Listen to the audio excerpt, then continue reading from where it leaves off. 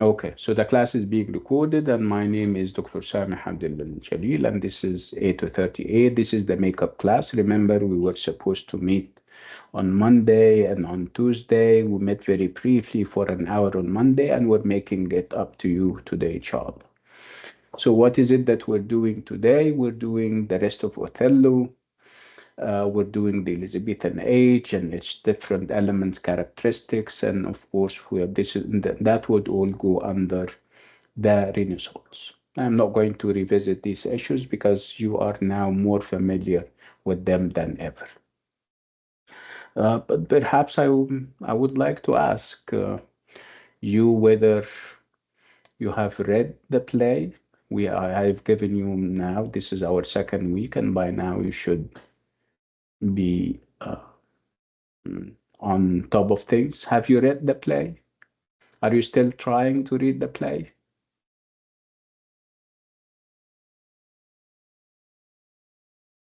Yes, but it's very, very long.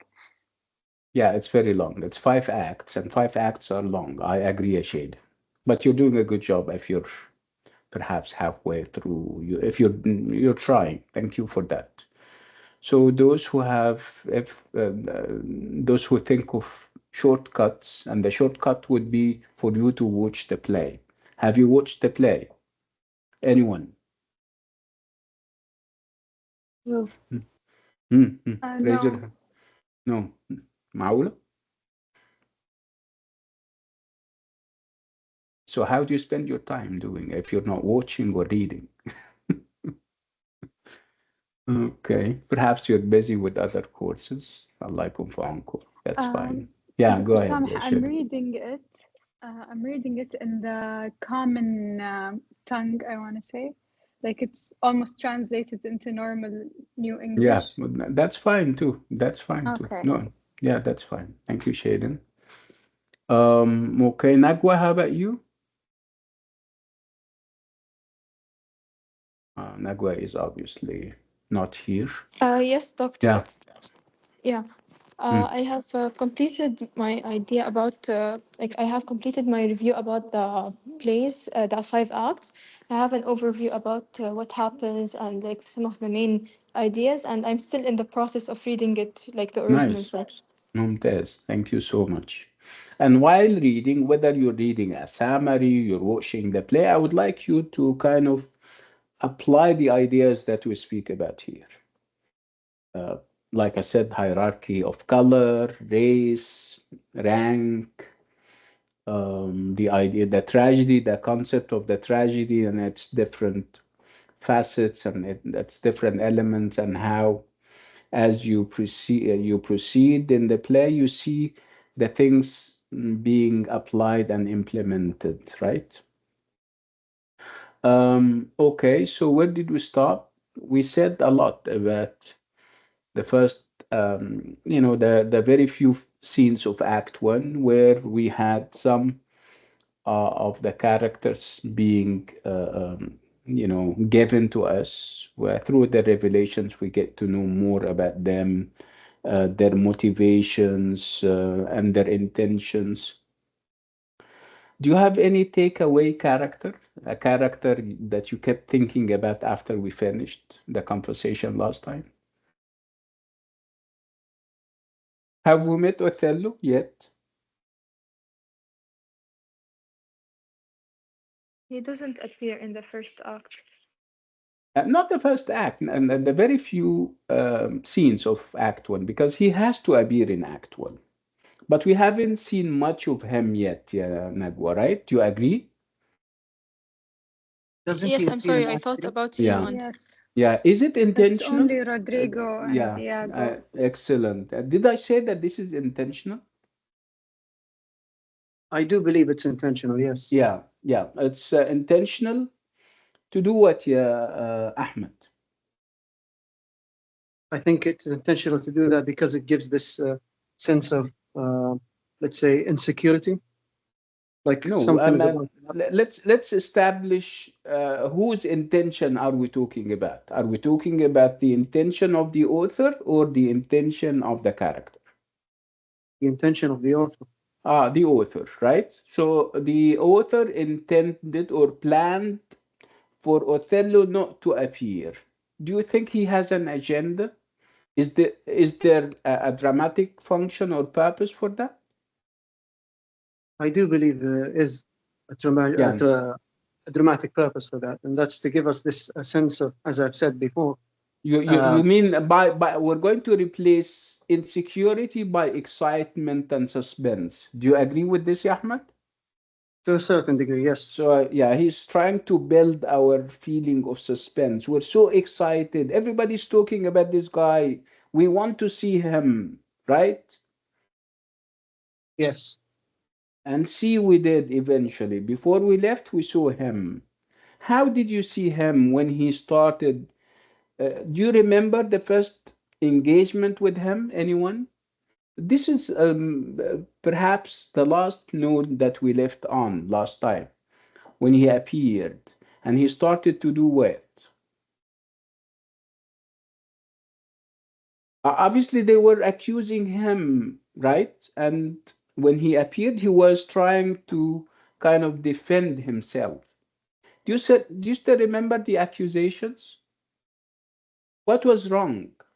What did he do wrong? Obviously, he is exceptional and great, and everybody admires him. What went wrong?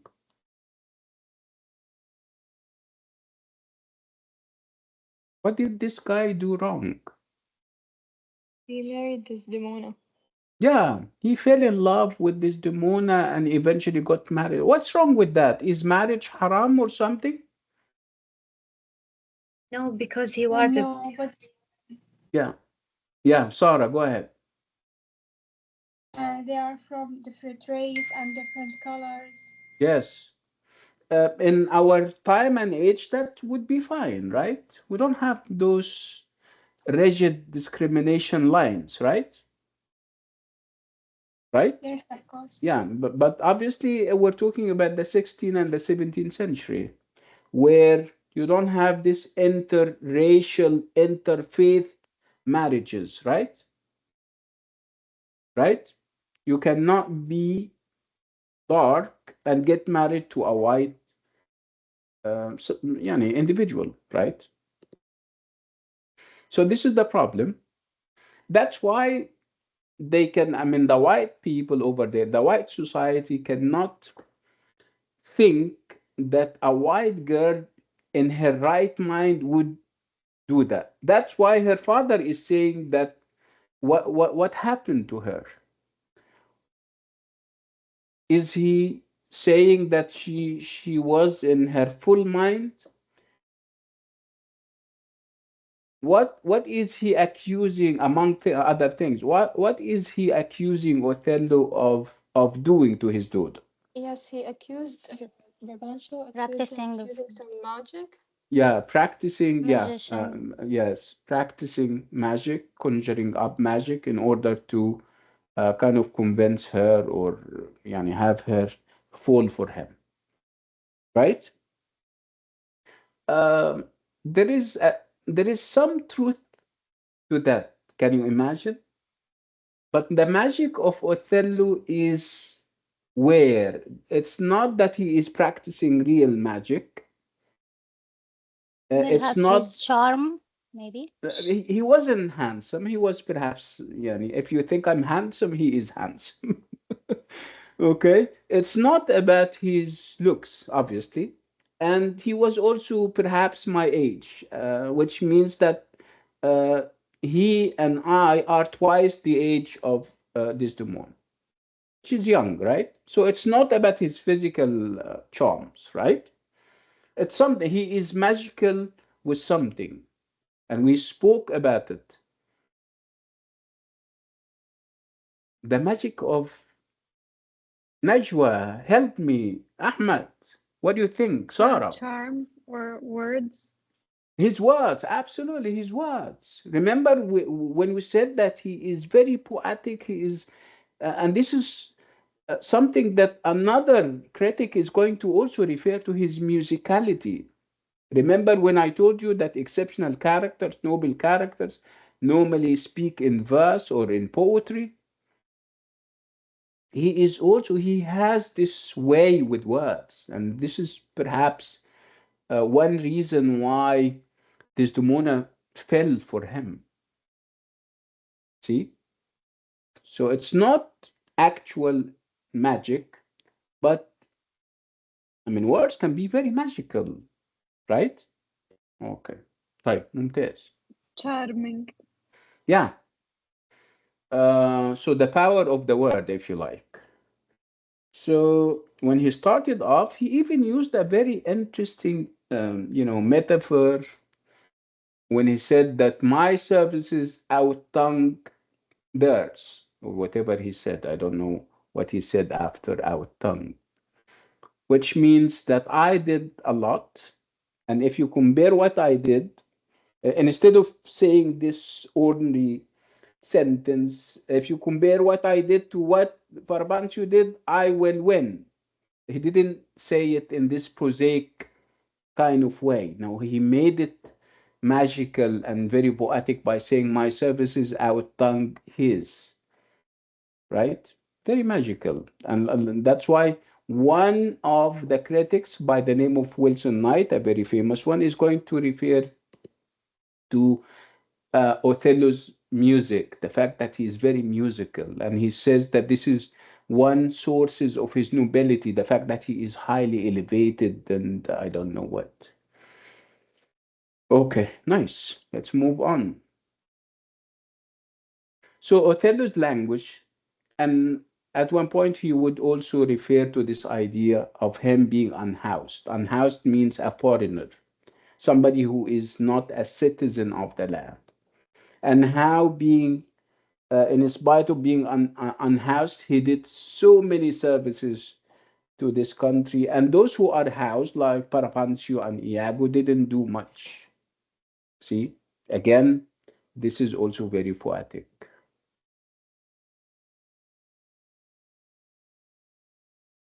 What else did we also say about? And this is what we're going to notice. Those who are reading the play are going to notice that Othello, whenever Othello talks about himself, he links himself to elements of nature. What are the elements of nature that we normally have? We talk about the sea. Sea, land, sky, We talk about the mountains. sky, mountains. We talk about the desert. What do they have in common? Are they small? When you think of No, them, when you think vast, of nature outside nature, big and big, vast. It's big and huge. vast, huge, absolutely. And you look at it with respect and admiration. When you remember when you spoke about the sea and how unpredictable it is, it can swallow all of us. It can, yeah, the sea, the desert, the sky, and so he always links himself to those elements of nature, which means that of course, he's full of himself. He knows how important he is, but perhaps this is going to turn into self-importance or self-congratulation, where it can be too much. I mean, you can be great, but don't don't dwell on it too much, because it's going to turn into perhaps delusion, selfishness, self-centeredness, which are things that we shouldn't go to, right? You can be great, but that's fine, right? And there are other things that are perhaps greater than yourself, like nature. You're linking yourself to nature, but obviously nature is bigger than you, right? But this is perhaps, I would like you to look at this, because this can also be one of his weaknesses, the idea that he is self-delusional.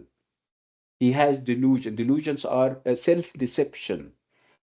When you feel that you are bigger than anything else in the world, when you think that you're, I don't know, you're not, you don't humble yourself, you're not modest enough. This is part of his makeup, as we're going to see. This is part of his character, that he is congratulatory and self-delusional sometimes. Okay.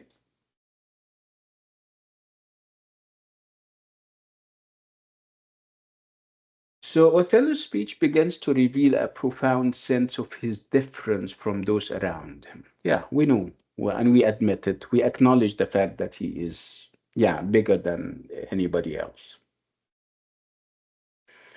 Um, like I said, uh, he used the imagery of the sea, like I said, the sky, and all those kinds of things. And obviously, if they tell us something, actually they tell us two things. One thing is they tell us where he comes from. The fact that as a soldier, where do you see a soldier? Do you see a soldier in the city? No, you see it on the borders, and the borders are normally in the desert, can be in the sea, right? So, so that would indicate his nature and his profession, and it can also tell us uh, a lot about his character. It is characteristic of Othello to create an image of himself as linked to the forces of nature, the sea, the sky, deserts, and mountains, rather than to the order and manners of the city and civilization.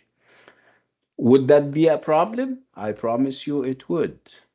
Okay, you live your life in the desert because there is a war here or there.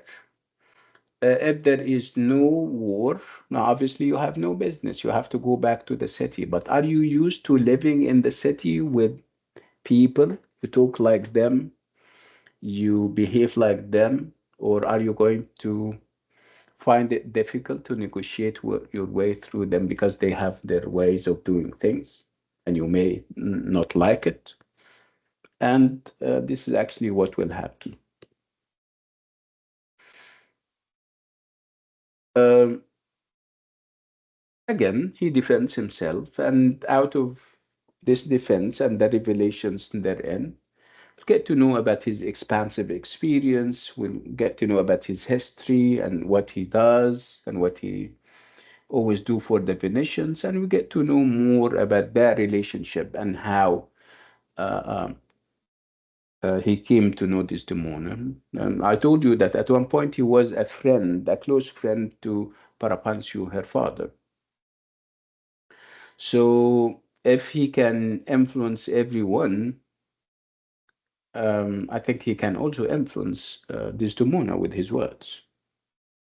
It's either his words, lovely as they are, it can be also his stories. You know, storytelling is something big.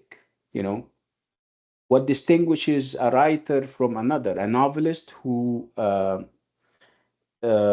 is given the Nobel Prize for literature and somebody else. It's the storytelling power that he or she has. So storytelling can have such a spell and such a magic spell and power on people. So if he is a good storyteller, and if he knows how to use words, I think it can have this effect on people. And this is perhaps what happened with Desdemona.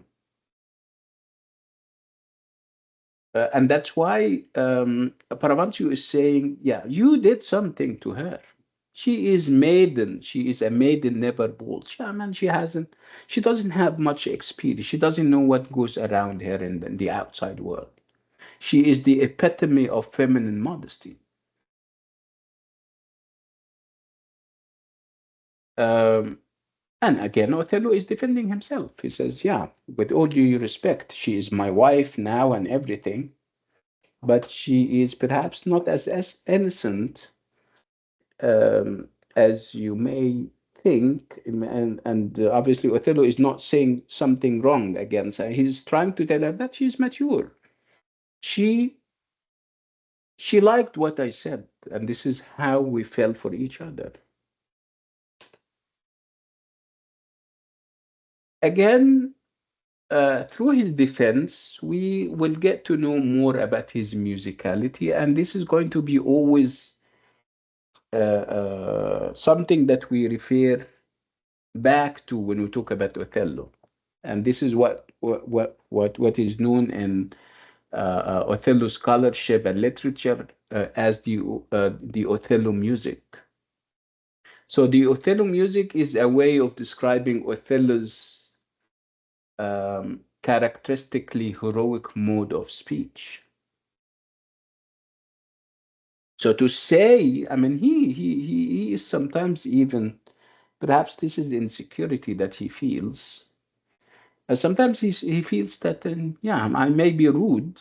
Rude am I in my speech? No, this is not true. He's not. So for him to say that he is rude in his speech is obviously not, because everybody is saying that he is musical and he is poetic. Um, Again, if we agree with him, we wouldn't blame him because he's a soldier after all, and he's not used to matters of domestic interest such as love and marriage. But I promise you, he was very musical and he was very romantic. That's why Desdemona fell for him. So during his defense, you're going to have this feeling between his oratory skills and powers, his grand oration, with its sweeping rhythms and comparisons and that are all global and cosmic, and you would compare this to the prosaic language of everybody else, whether we're talking about Propencio, Iago.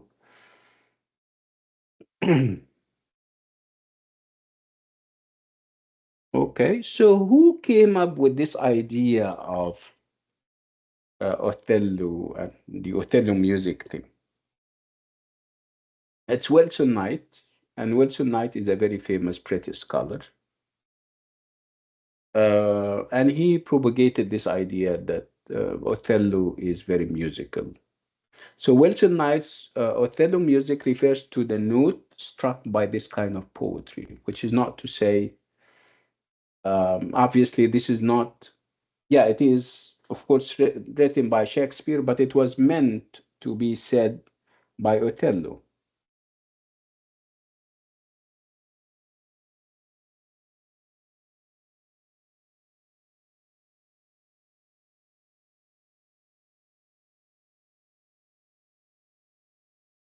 So why? We still have this question. Yeah, we spoke enough about Othello and his music, but what about Desdemona? Why did he fall for Othello? If we Related agreed, to yeah, go ahead. yeah, from It's what I've like read from the play itself, that she was intrigued with the stories that Othello used to tell to her father, and like she liked the way that it was said, and she was intrigued by those stories. I don't I hate the word intrigued. معلش, Huh? because intrigued means that he was playing tricks on her, So and she was obviously, interested, and or she yeah, liked the yeah, the stories. yes. Okay. Well, which is sometimes typical. This is how people fall in love, right? It's about saying nice stuff, obviously. So it can be lots of things. It can be the stories that he tells. Somebody's talking about going into wars and killing, and yeah, it can be very heroic. And who doesn't like that, right? We read novels and stories in order to find that. That can be.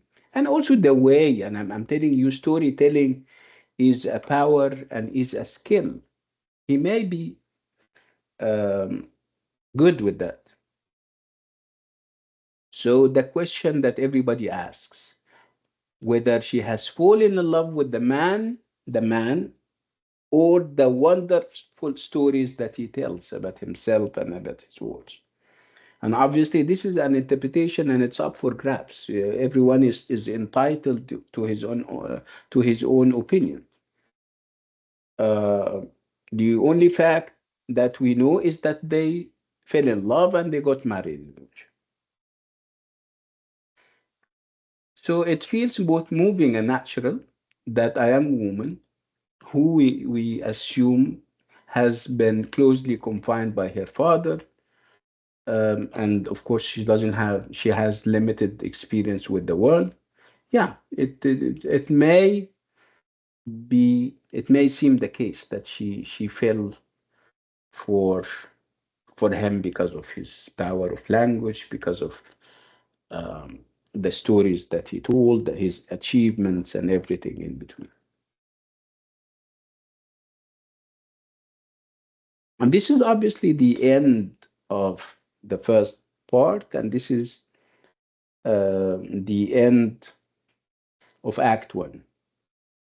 We're moving now to Act Two, which corresponds to Chapter Two in the textbook. And we're moving to another dimension, we're moving to another aspects. And the title of this part is Honesty and Difference, Men and Women. Whose honesty are we talking about? This is what we're going to see. And whose honesty is being undermined, and for what purpose? This is what we are in for.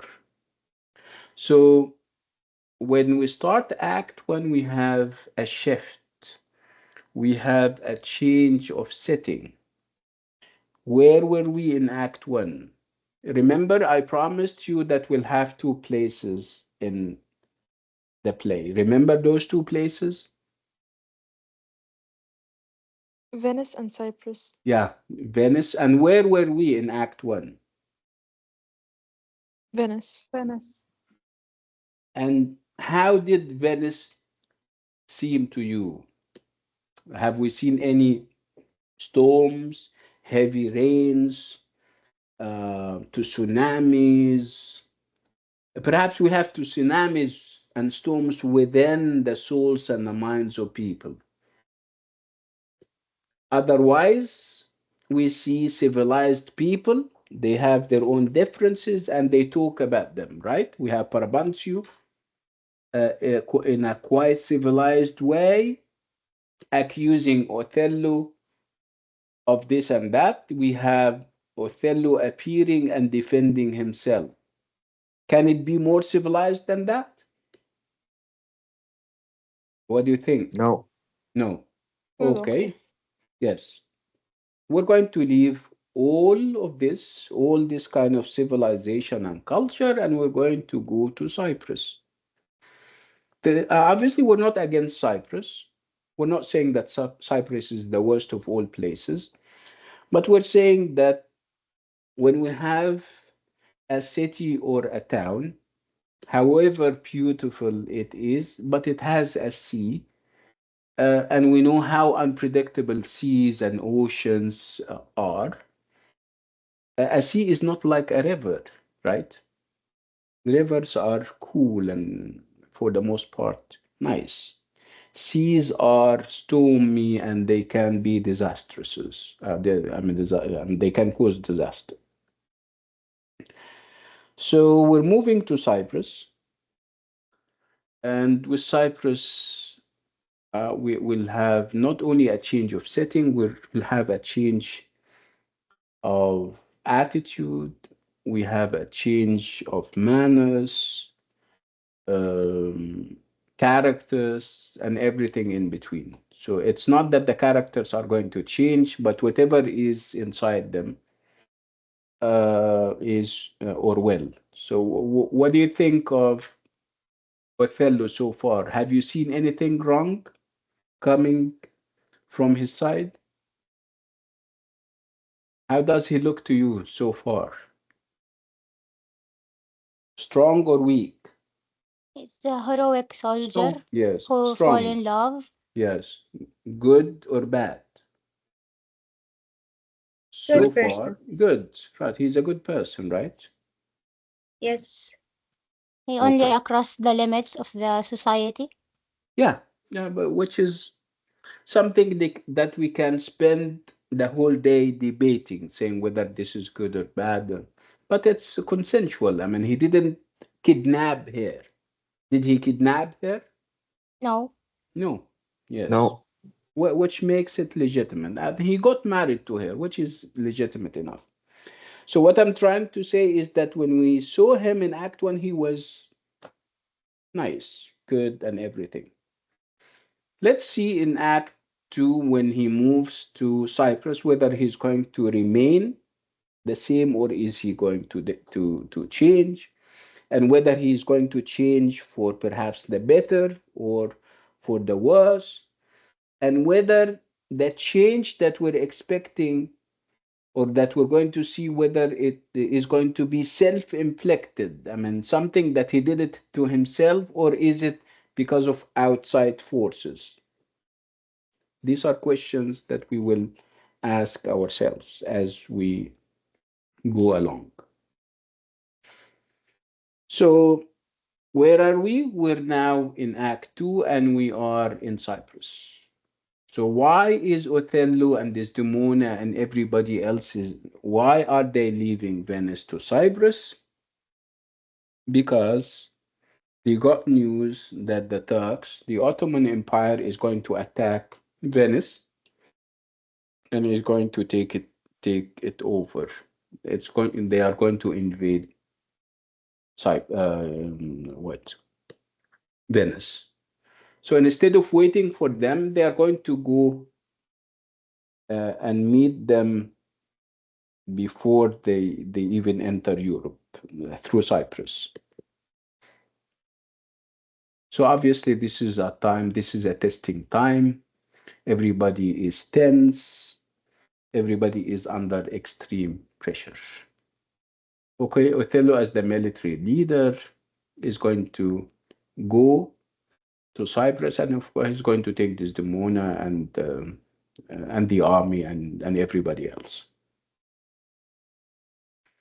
When they go there, we also get to know that um, what we call a truce, TRUCE, or a ceasefire was reached. I mean, the two parties, the Venetians and the Turks, decided that they don't want to go to war against each other, and obviously the Turks went back. Okay, so obviously Othello and Desdemona and everybody else are still in Cyprus, and they are going to spend some time there. Okay, so we don't have a war now, we don't have battles. And Othello is used to the life of battles and wars. Um, what do you think will happen? Obviously, he has nothing to do. And to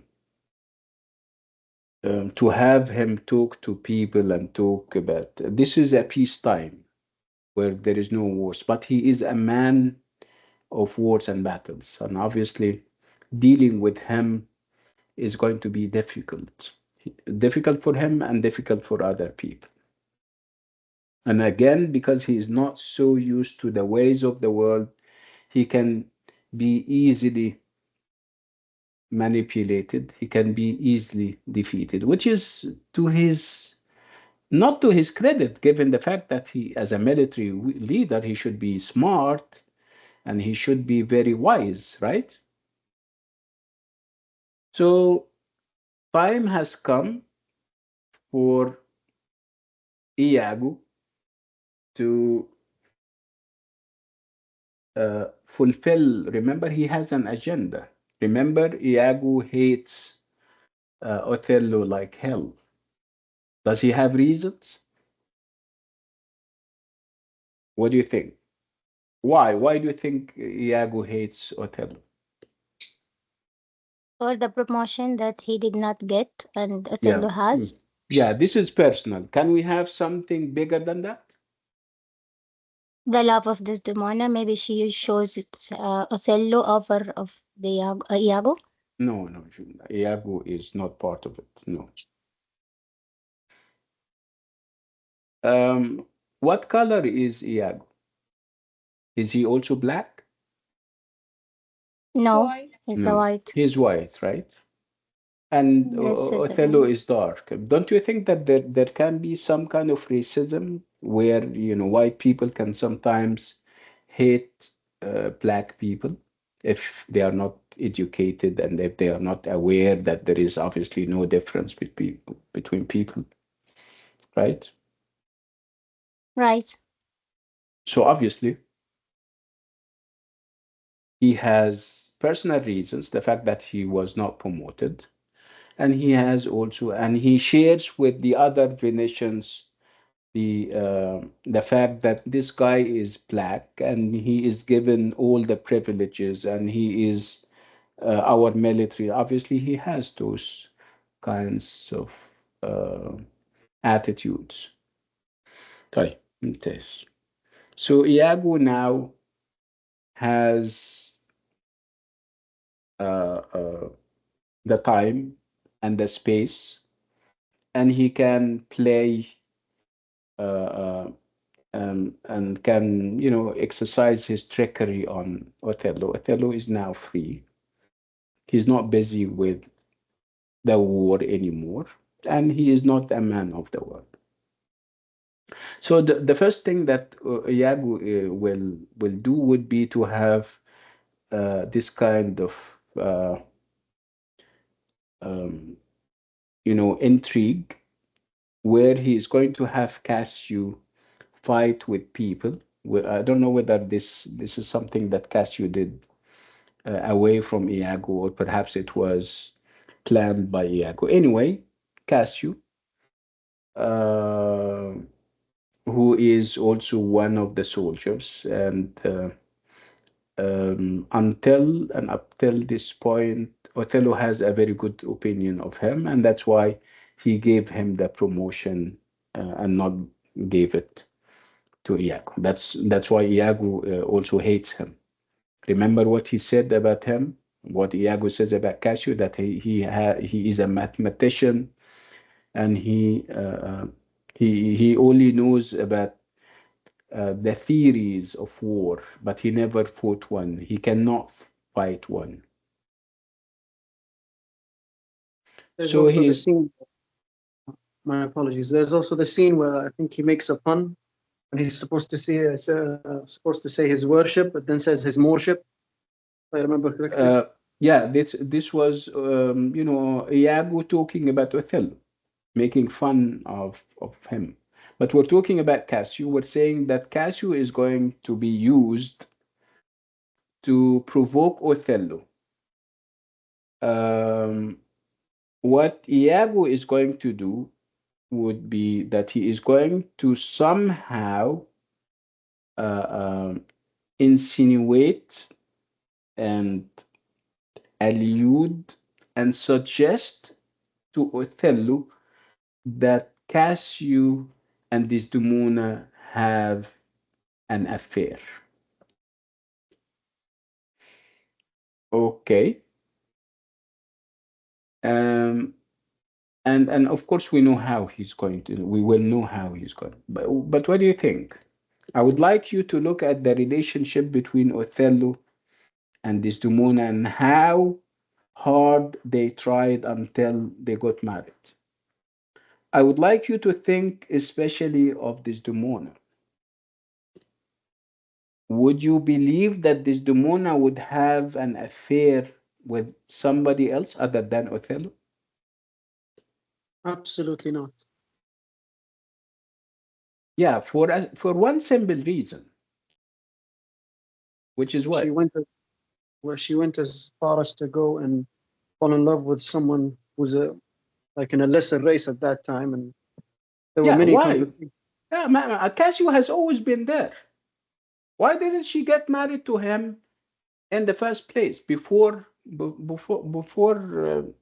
Othello? Why would she defy if if she doesn't genuinely love Othello, why would she defy her family and go against her traditions and get married to somebody who is not her race, is not her religion, he's not her from her country? Aren't these sacrifices she made?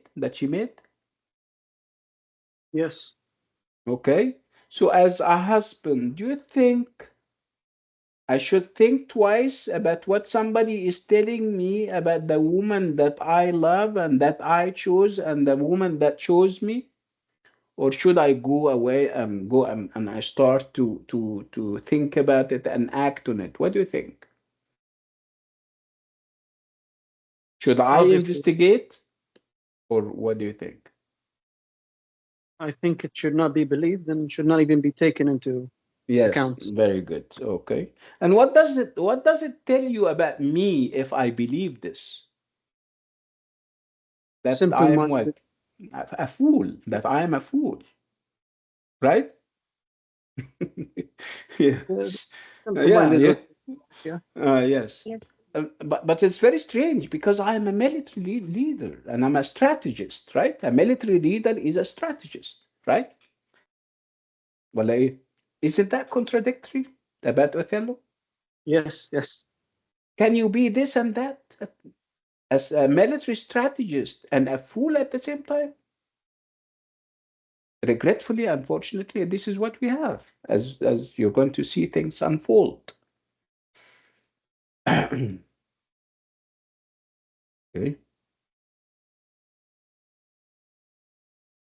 Um, okay. I don't know whether I mentioned that. Even when they came to Cyprus, there was a big storm, which is an indication.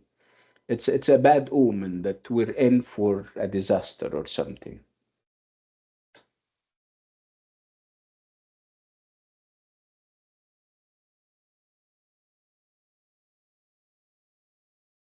We have seen enough of Iago and his views, especially when it comes to love. And we said that Iago's views of love are all animalistic and are all material and sensual, while Othello's love, yeah, um, perhaps up till that point was, love for him is platonic, is celestial, is based on, you know, romantic, pure, and everything. And this is one of the cases when Othello is quoted talking about love, this pure kind of love, before he engages in foolish acts. Othello is saying, if it were not to die, it were now to be most happy. I mean, he's trying to say that I am so blessed with my wife, the woman I chose, the woman that I love more than anything else in the world. And if I die now, I would be the most happiest person or the happiest person on earth because now I'm married to the woman that I love and everything. It's as if he's saying that I don't need anything else from the world. Yeah, see? Okay, so we have Act Two, and for much of the time, Othello is absent from the stage. So if Othello is absent, somebody else is very active, and obviously it's the antagonist. It's Iago. What does Iago do? What is he doing? Obviously, he is intriguing. He's planning. He's setting everybody up with everybody else in order to advance his agenda of hatred and everything.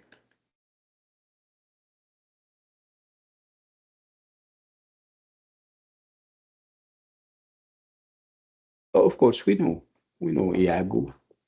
We know how powerful he is. We know how manipulative and deceptive he is. Cassio is totally the opposite. He is nice. Um, I mean, Othello likes him. The only thing about him is that he's a libertine. Libertine means that he has relationships, but he is honest and everything.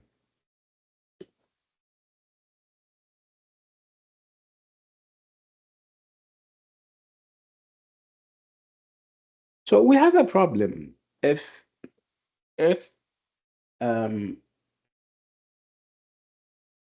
Othello is absent most of the time. Like I said, somebody else is operating, and somebody else is obviously, um, you know, it is true that he may be evil, but you may get attracted to what he does because he talks to people, he convinces them. You don't like the guy, but you like his perseverance, the way he convinces people of something. Away from morality, of course, because he's not moral. So if Othello is absent, so the balance is not maintained, and this is obviously not in the best interest of Othello. So the balance is shifting towards Iago. There is, of course, references to Othello, but he is absent. And obviously, Iago is actively um, engaged in those kinds of plans and intrigues. He would take advantage of every situation in order to kind of get to Cassio and also to get to Othello. At one point, he would take advantage of Cassio's drunken rage in one of the situations. Cassio is going to have this fight with a number of people because he was drunk and he was unaware of what he was doing. And of course, uh, uh, Iago is going to take advantage of that. He's going to go and tell Othello about it. And of course, Othello is going to be angry and is going to come over and also exercise his power and show uh, how big he is. I mean, I'm talking about Othello here.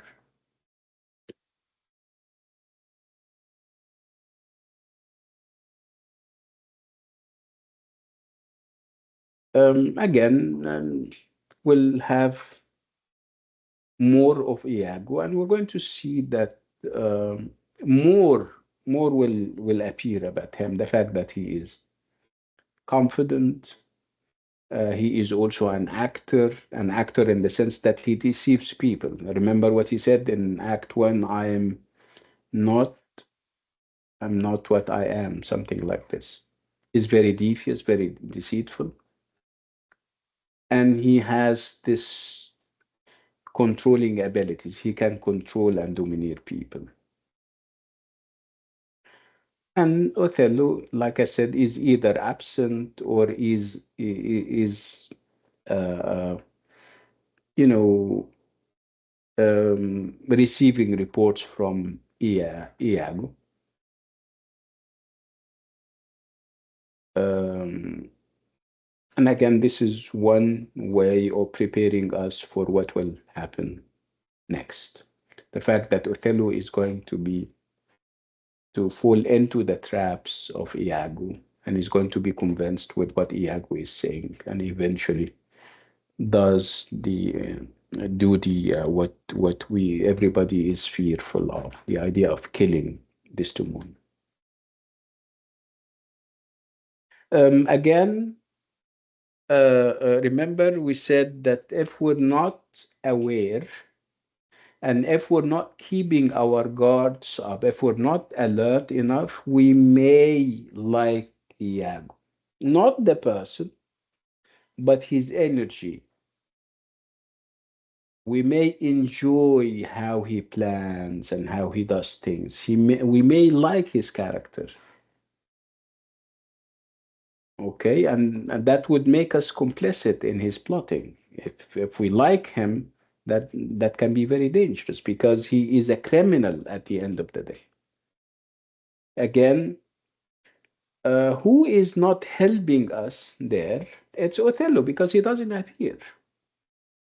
We're losing our admiration and love for Othello because we don't see much of him. And who is given the stage? It's Iago. And he is very active and he moves around. So this is the problem that we may have, the challenge that members of the audience may have. Sometimes when you, and I don't know whether this happened with you, sometimes you like an evil character in a movie. Did it happen with you? Because it did with me. Do you sometimes like evil characters?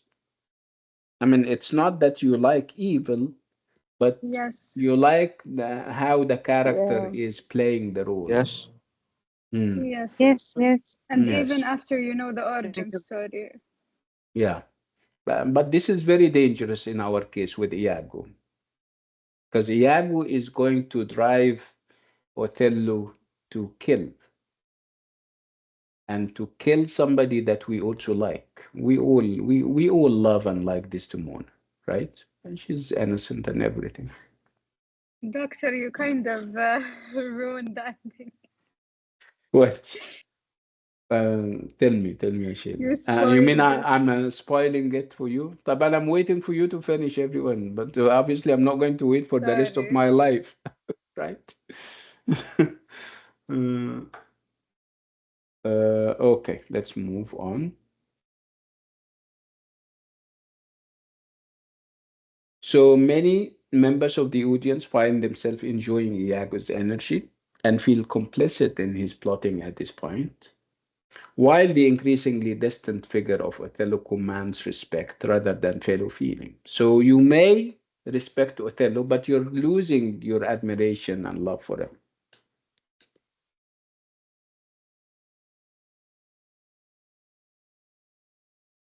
And then we're moving on, we're moving to Act 3. And uh, we're going to have this debate between scholars. And we're going to frame this debate in this way. You have pro Othello critics. Pro means for. They like Othello and they defend him.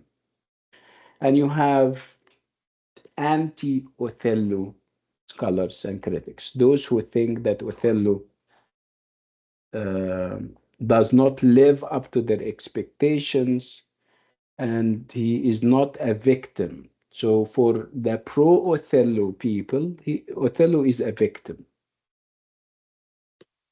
whether he is a victim of circumstance, a victim of society, a victim of individuals like Iago.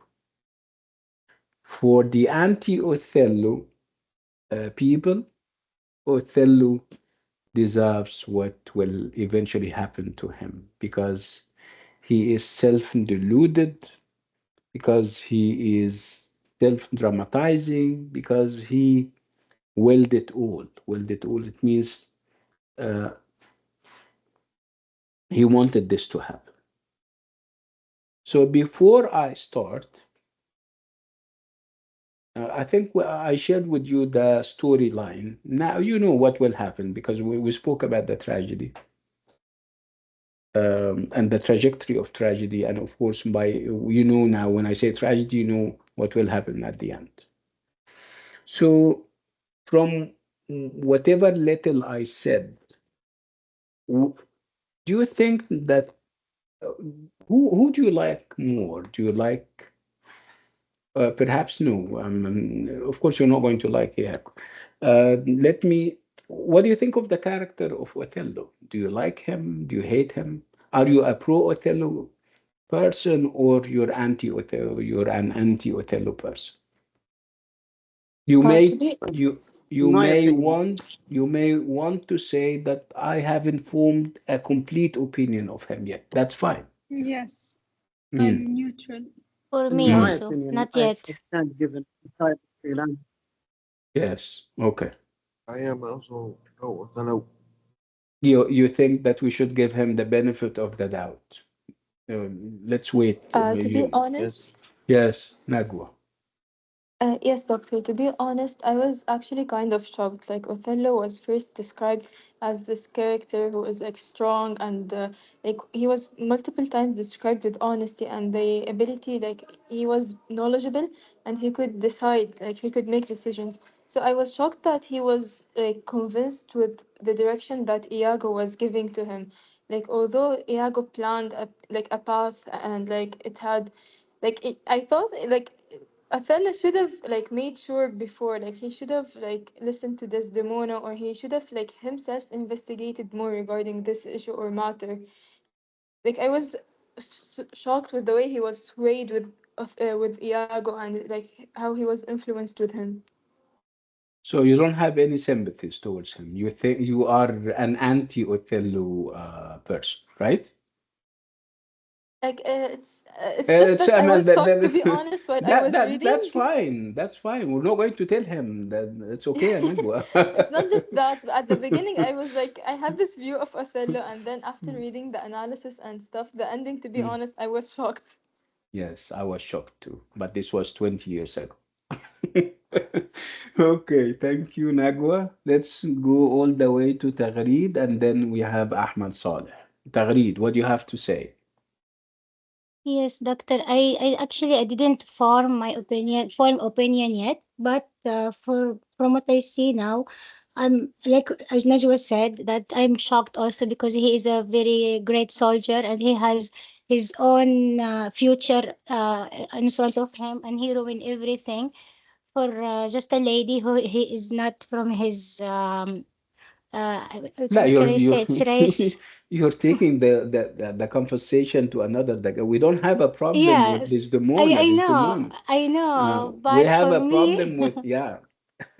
It's not about Desdemona. Haram عليك يا تغريد. We all no, love no, no, it's not the Desdemona. case. I Yes. know, but for him, because Mm, he ruined everything, and also mm. the conspiracy that Iago, يعني You confirm mean, yeah, تغريد, from what I understood from you, you think that he shouldn't even thought of going Desdemona. there, falling in love with Yeah. Desdemona, because that would complicate it, things, and would Yes, because it's uh, yeah. undermine his future. You think Yes, that that's what. his career and his future is more important than love.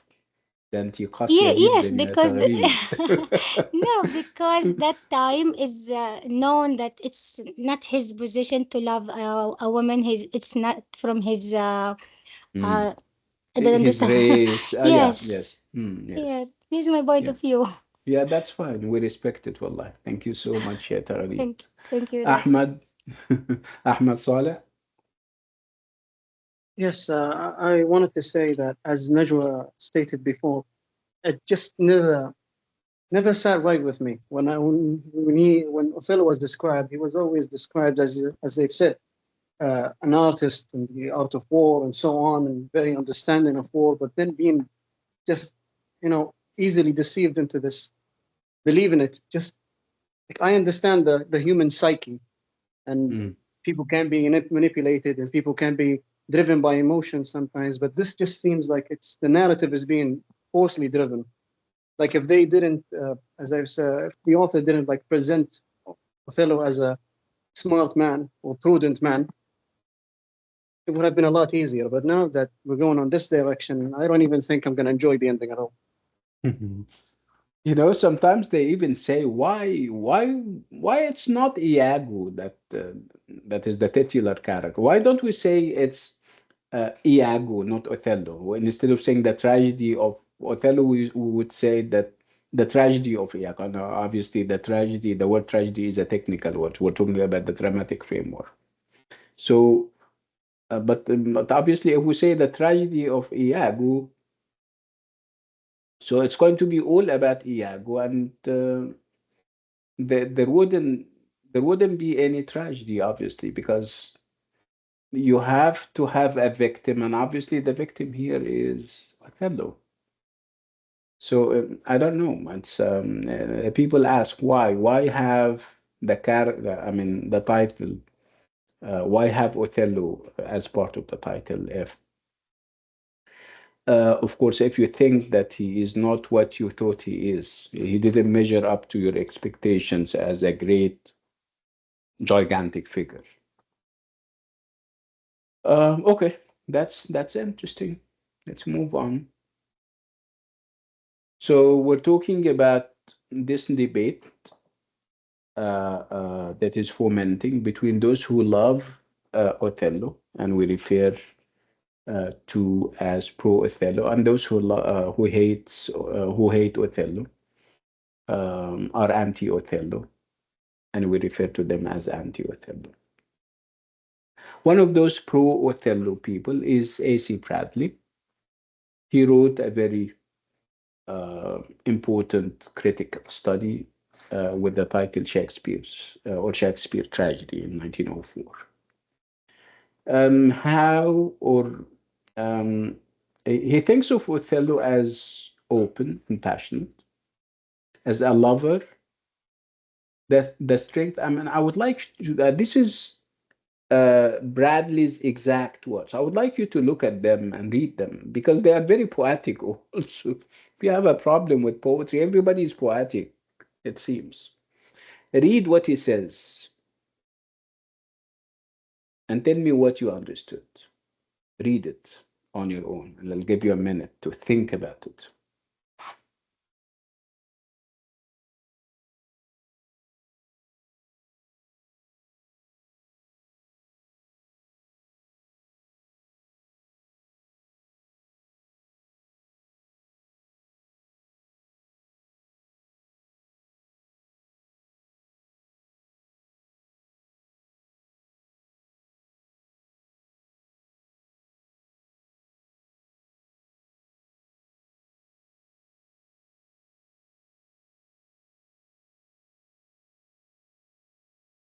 What do you think of this guy?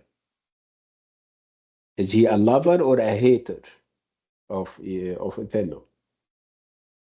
Well, I think he's a hater. Are you sure? Well, honestly, I think I hate him.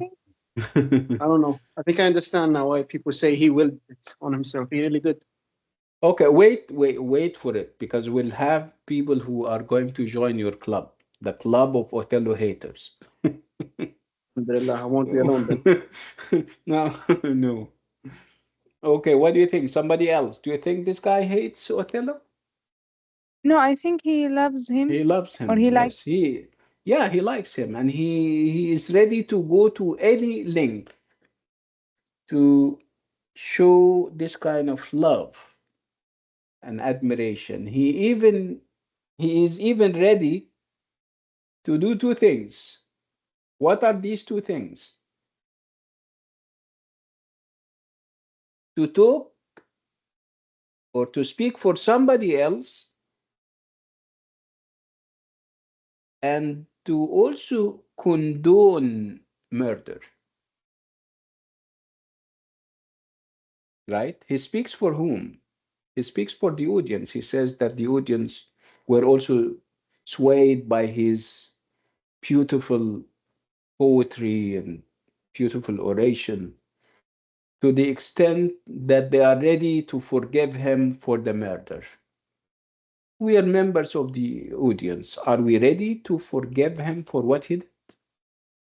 What he did means that he killed his wife, and for those petty reasons that he suspected that something was going on between her and Cassio. Are you ready now that you know that he killed his wife for this reason? Are you ready to condone and accept and forgive him for that? For I sure mean, I not. cannot forgive him. No, absolutely No. not. I cannot No. forgive So him. obviously, so And AC definitely, I Bradley think is AC Bradley is speaking for us, and obviously he is mistaken. He's blinded by his admiration and love for Othello. That's why we're saying that he is an Othello lover or a pro Othello club guy. Let's move on.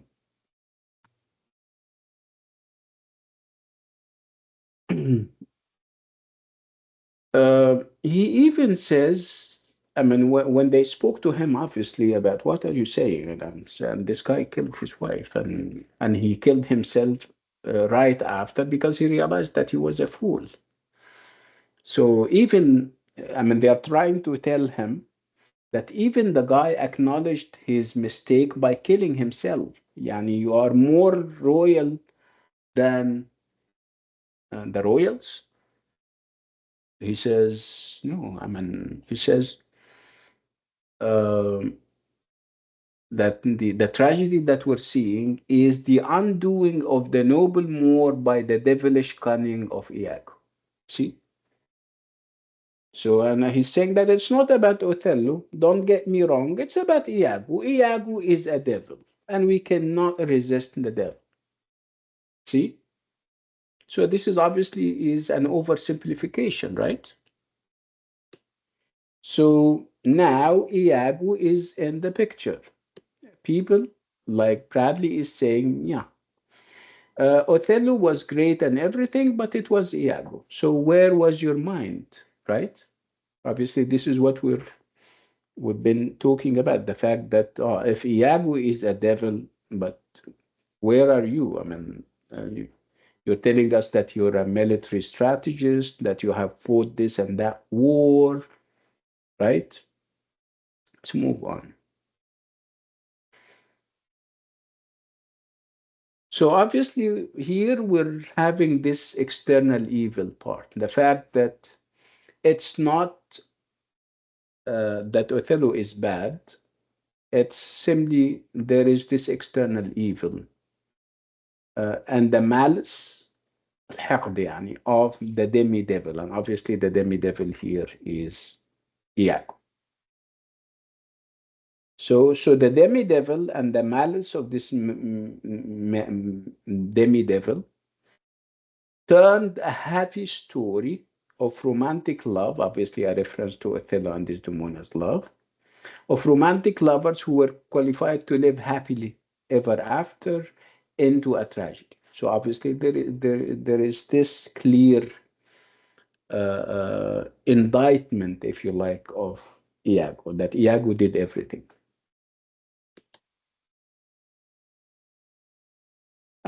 We have another club, like I said, and it's the anti-Othello club. And the leader of this club is T.S. Eliot. T.S. Eliot is a famous poet and critic and everything in between. So according to uh, T.S. Eliot, Othello has a tendency to self-dramatize, especially in his final speech. Self-dramatize means he creates situations where uh, you would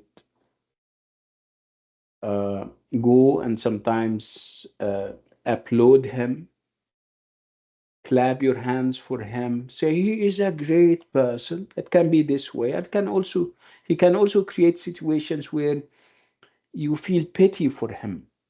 He likes it in both ways. When you admire him for his greatness, and when you feel pity for him. We call this kind of character self-dramatizing. He makes a drama of everything, whether it's big or big achievements or for something that would hit him, or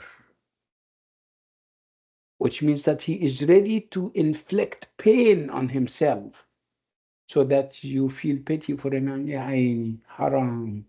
He would feel okay with that. And he would also feel okay when you say, what a great person this guy is. He fought battles and he did this and that. So T.S. Eliot could see through Othello and tell us that he is a self-dramatizing individual.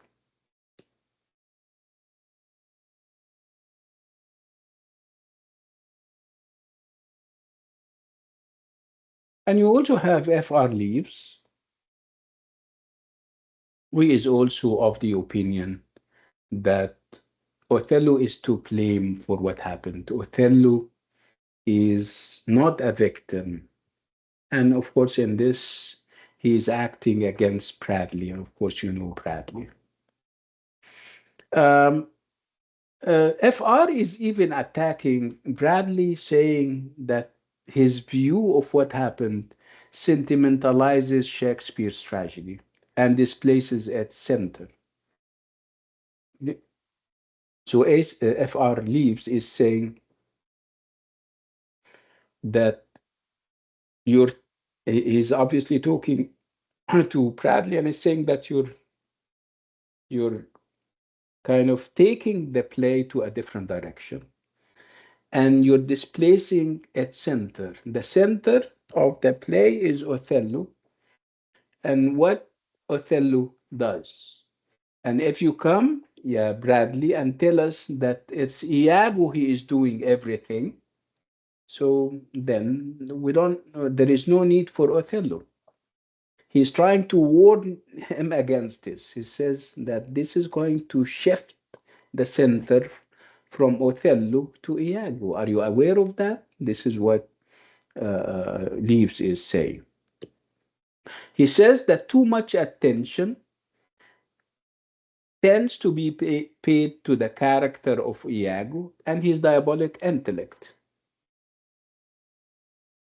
However, the plain fact, he's saying that the plain fact is that in Shakespeare's tragedy of Othello, Othello is the chief person or personage. I mean, he's trying to say, don't forget that it's Othello, not Iago, that the whole play is around.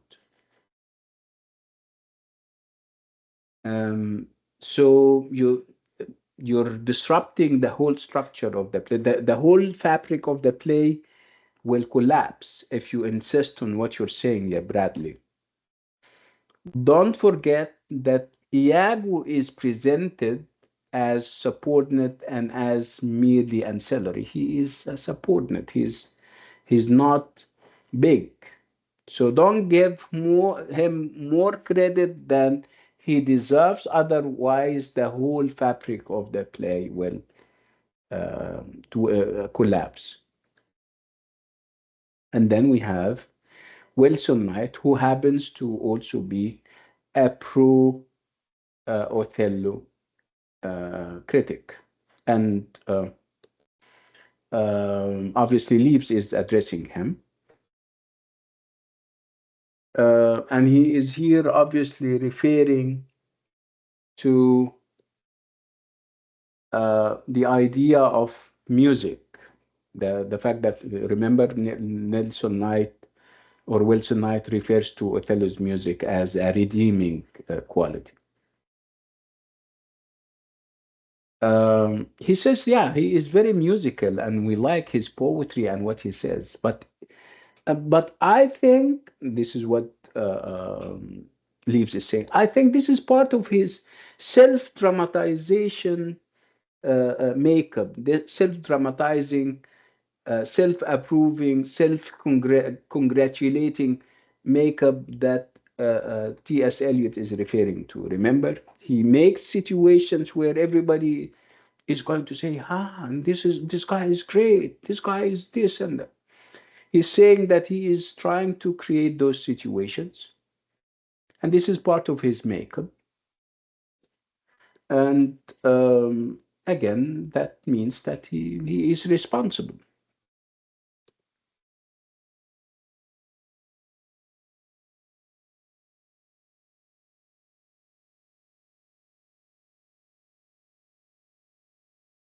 Um Leaves goes on and he refers to specific situations. Um, and he refers especially to the idea of this treachery or betrayal that is linked to Desdemona. And he's saying that you cannot, under any circumstances, consider this as part of Iago's diabolic nature. No, you need to think about it in a different sense. You need to think of it uh, in terms of Othello's being so ready, so quick to accept that. So he was ready to accept whatever happens, whether it comes from Iago or from anybody else. Again, because with this, he's going to create this self-traumatizing situation, and everybody is going to say, Haram, ya aini. His wife betrayed him. He, okay, he wants this atmosphere. uh,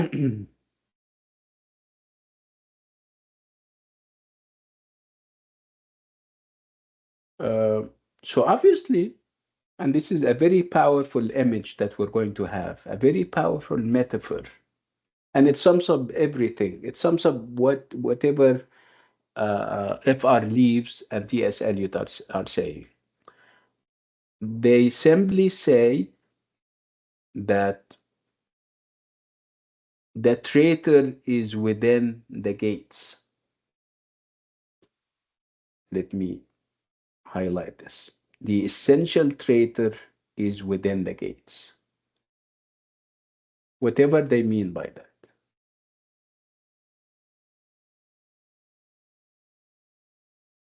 The traitor is within the gates. You know, when you have battle, when you have a battle, when a country is in war with another or at war with another country, right? You have two countries and you have two camps. Your own camp, the camp of your country, and you have another country, right? And they have their own army. But obviously, it is clear to you who your enemy is. But what happens if you have within your own camp and within your own country, you have yani part of those people that belong to you are your own enemies. It's like having a spy, right? Where does a Yes, a spy betrayer. operate? Yeah, traitors, right? You can have traitors from from your own country. Yeah, So betrayed yourself. yeah, okay. So what does Leaves mean by that when he says when it comes to the relationship between Desdemona and Othello, when it comes to talking about Othello, whether he is responsible or somebody else, we're saying that the traitor is within the gate. So who is the traitor here? So obviously, who is his declared enemy? Who is the clear enemy here? Najwa, go ahead. Because you raised your hand. In this sense, it is like noted that Othello himself is the traitor within. No, no, no, Like I'm he not. is, Answer me. Answer me. Let's take it yes, one step at a time. Who is the enemy that everybody knows, that we all know? like in I'm general, we can say Iago. Iago. This is the declared and the clear enemy. But who is the real enemy according to I'm sorry, to Leaves? Othello. Othello himself. Yeah. So the enemy is within himself, right? The enemy is within the gates. So the gates would be Othello himself, his own body and makeup and everything, his character, right? His self dramatizing nature. Remember this? Self approving, self congratulating nature. So do you subscribe to this? Do you agree with what Leaves is saying? Because it's very powerful. It's a very powerful metaphor. The essential traitor is within the gates.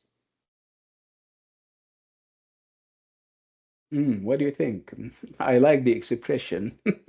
Nothing else. The traitor, when sometimes, yeah. So, and this is a very nice expression. If you're blaming the world for what you did, and the traitor is within you, you are. Yeah, I mean, you obviously blame everybody else, and you don't see that you perhaps prompted it, and you are the reason why what happened happened. It happens sometimes with people, right? If they are self-delusional, um, if they only think of themselves, if they are full of themselves, they are blind to their mistakes, right? Well, let's go on. So Iago is simply a mechanism necessary for the precipitating tragedy in a dramatic action. So, um, uh, what's his name? Leaves is saying that Iago is a mere tool, but the agency is with Othello. So it's as if Othello is using Iago to serve his own purpose, self dramatizing.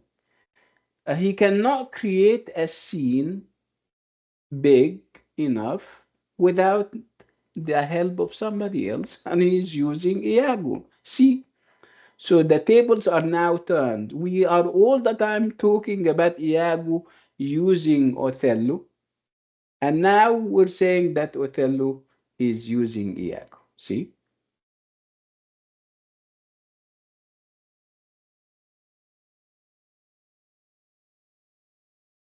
And then we move on and we come to a very powerful scene, a very decisive one, and it's called the temptation scene. Let's talk about the idea of temptation for a minute.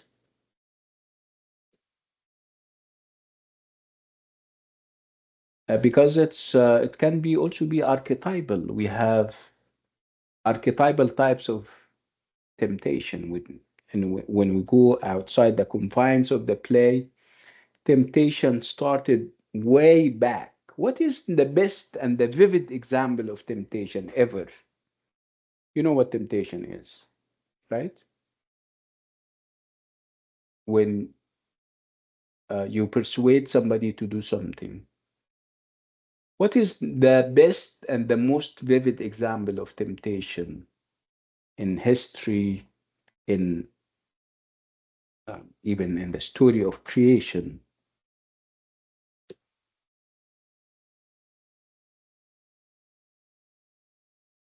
Well, Adam and Eve. Yeah, absolutely. Yes. Yeah, this is archetypal. Archetypal means it has precedence, and those precedents are universal and Yeah. across time.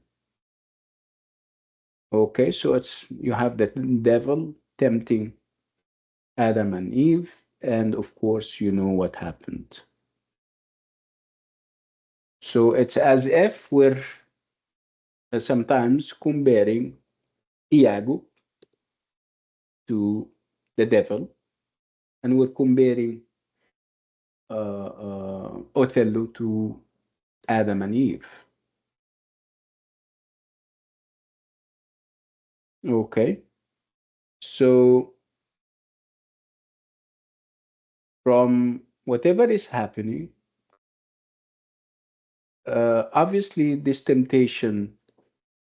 uh, temptation will work eventually.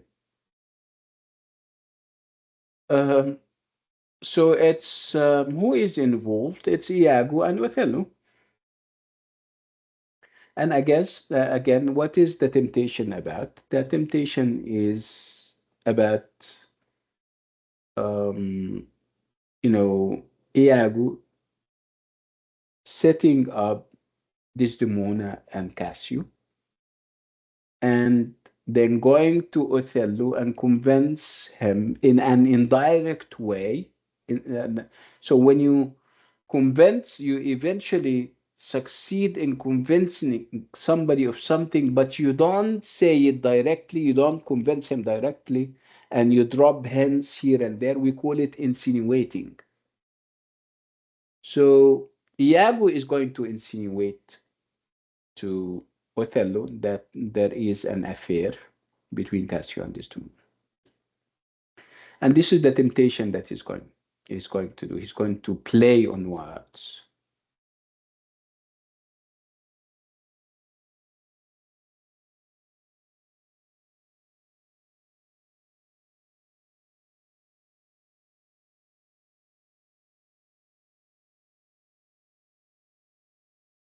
Uh, what he focuses on, and I'm talking about Iago here, is the idea of indirectness. He doesn't say things directly. He echoes Othello. Uh, he repeats what Othello says. He doesn't agree or disagree with him, but he leaves Othello very provoked and coming up. He leaves Othello to come up with his own hasty conclusions. Iago, as you're going to see, let's have the conversation and you judge for yourself. We don't want to spoil it for yourself. So this is the conversation, which is part of what we call the temptation scene between Othello and Iago. I would like you to read the exchange and tell me what you think of it. Read it very thoroughly, and we talk about it.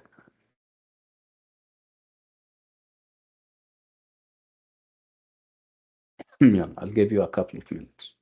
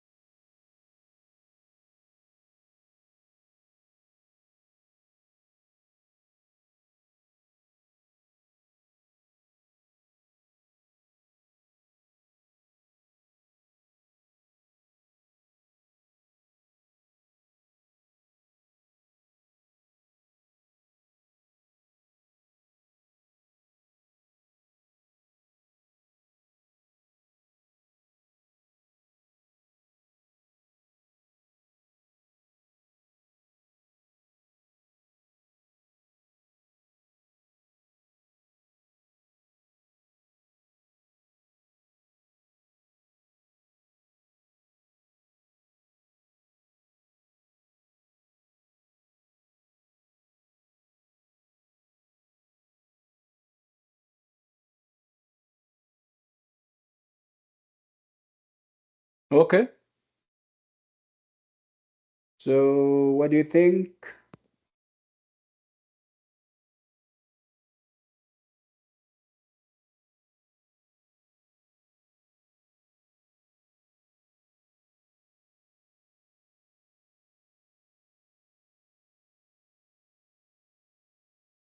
What did you take down notes about this kind of exchange? What are your observations about it? Is it a straightforward, candid conversation between two people? Did you feel comfortable reading it? No, No.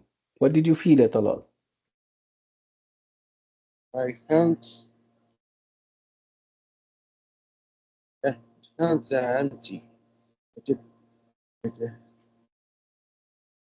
like Othello was talking to himself, very Okay. one-sided. Okay. Okay, Talal. Can we have other people's take on that? I felt there was tension, like there Yeah. were, let's say, punching, punching with words, like a few punches under the belt, under the Mm. table.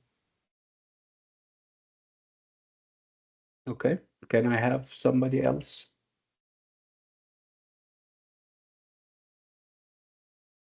We have repetition, right? Echoing. We call it echoing. Have you felt those echoing moments? When somebody Yes, echoes it was you, clear. yes. And instead of, you say, are we having a class tomorrow, Dr. Salme? And I said, a class? Tomorrow? I think it gets on your nerves because it was you were clear. You wanted a yes or no, right? Like, Yes. okay. So it has obviously he had an agenda. He didn't do it because this is his style of speaking, because we haven't seen it when he was speaking with Rodrigo. It was clear and everything. So obviously he had something in mind, or Iago, I mean. So obviously he is throwing the seeds of suspicion in the mind and the heart of Othello. What do you think? Do you think Othello will be tempted? Yeah, it's a foregone conclusion, right? We have already spoken about it, right? He will eventually, not eventually, because eventually means that he, I mean, he kept trying with them, but no, this guy was very quick in his decisions. So, oh yes, Othello, oh yes, and went between us very oft. Iago, indeed. And then instead of saying, yeah, Othello, indeed, discernest thou aught in that is he not honest? Iago, honest, my lord. So he's asking, is he honest? He says, and instead of saying yes or no, he says, honest, my lord. And then Othello repeats it, honest. And then the other guy repeats, my lord, for aught I know. I don't know. After he made him suspect the whole thing. So this is called the echo and the temptation scene, which would lead Othello uh, to think the worst of his wife and act on it. So we have a problem, and the problem has to do with Othello being so ready to accept Iago's insinuations. Uh, and again, you would ask why he is so ready. And we said that it can be his self-dramatizing nature, along with a number of other things. What are these other things? It's the idea that he is insecure. He has a number of insecurities. When you feel insecure, nothing can help. You feel yani psychologically insecure, and it happens in our situation. I can be a teacher who is insecure. So no matter how hard I try and prepare, I feel insecure. I mean, my students will not have a good opinion of me and the way I explain. So no matter how reassuring the students are, you teacher, you're doing a good job and this and that. No, I am insecure by nature. That would remain and stay. And I can also have a student who is excellent, but he or she is insecure when it comes to exams. And so no matter how hard you try to reassure him or her, and no, I'm going to fail or I get low grades. And sometimes it happens, right? In life, for example, if you have a job and sometimes you feel insecure and you have this job insecurity. And so let's talk about Othello. Obviously, he has his set of insecurities. What do you think he is insecure about or from, perhaps.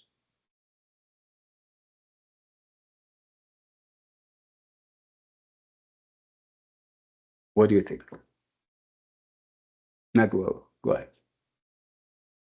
Maybe he's insecure about his race. He can feel like he's out of the box. He does not belong in where he is, wherever he was. Mhm. Yeah, that's true. The idea that I don't belong. I'm a black individual in a sea of white people. That can make me feel uncomfortable. No matter how amazing they are, they tell me that you're great, you're one of us, you're this and that. I have this feeling. And sometimes I cannot get rid of it. So this is one thing: the fact that he doesn't belong, the fact that he doesn't look like everybody else. Um, and also look at, yeah, go ahead. Somebody wrote something or want to Sarah, go ahead, you Sarah. Maybe because he was a slave, so no matter he big right now, he's still insecure. Yeah, it can be. Yeah, he doesn't forget those years of slavery, but you need to also remember that he was a royalty. Yeah, Sarah. At one point, where he comes from in North Africa, he was part of the royal family. This is what he said to Parvantio. Yeah, I can be black, but I can be also royal. So yeah, perhaps that can be a reason. I don't know how long he was a slave, but it can be a reason. Yeah, yeah, can be a source of insecurity. Sarah, thank you. Hmm. What else?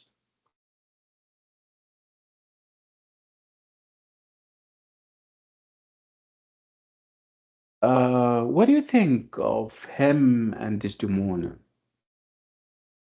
How old is he and how old is she?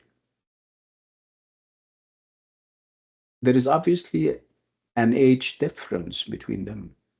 Um, he is old, he's perhaps middle aged, and she is young. Don't you think that can be a source of insecurity? Yes, Yeah, it yes, can. it can be. Can be. Yes.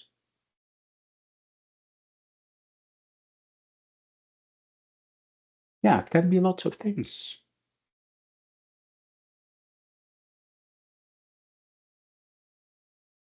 So, would you like us to stop here and perhaps pick this up again next time? Yeah, let's do that. So next time is going to be part of it is going to be the rest of Othello, and then we start the Duchess of Malfi, inshallah. I'll give you space for questions. We may have like 2 or 3 minutes. If you guys have any questions, come to the mic and share them with us.